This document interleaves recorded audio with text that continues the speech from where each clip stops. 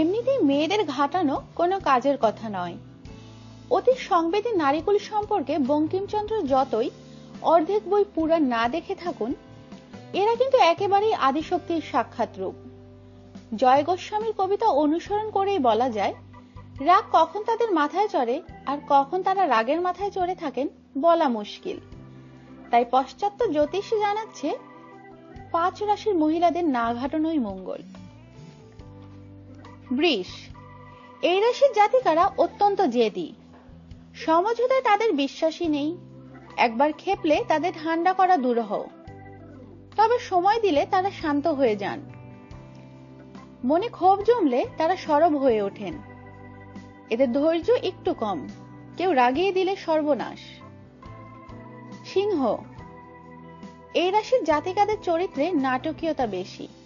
তারা প্রভাবিত করতে চান সবাইকেই। মাথায় রাগ চাপলে তারা নিজের অবস্থান থেকে এক চুলও নড়েন না। তর্কে এরা খুবই দৃঢ়। এমনিতে এরা মাথা গরম। রেগে গেলে প্রতিপক্ষকে অপমান করতে একটুও পিছপা হন না। অনেক সময়ে রাগের প্রকাশ্য হয় সাংঘাতিক। বৃশ্চিক, এই রাশির কন্যারা মনে করেন তারাই ঠিক। এই নিয়ে জেদাজেদি প্রায়শই ঘটতে পারে।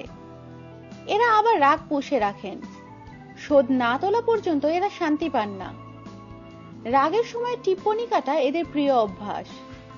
স্বাভাবিক অবস্থায় শান্তশিষ্ট হলেও রেগে গেলে এরা কোথায় গিয়ে দাঁড়াতে পারেন তা বলা মুশকিল। ধনু, এরা উদার চেতা, কিন্তু মাথায় রাগ চাপলে মুখে কিছু আটকায় না এদের। কিন্তু রাগ পড়লে এরা একেবারেই জল। কৃতকর্মের জন্য ক্ষমাও চেয়ে নেন চটপট। মেষ, এদের মেজাজ এমনিতেই ঠান্ডা। সহজে আবেগ প্রকাশ করেন না, কিন্তু যদি একবার রাগ চাপে তাহলে এদের সামলানো দায় হয়ে পড়ে।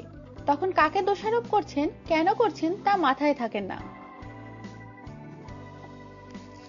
আমাদের সাথেই থাকুন আর সাবস্ক্রাইব করুন।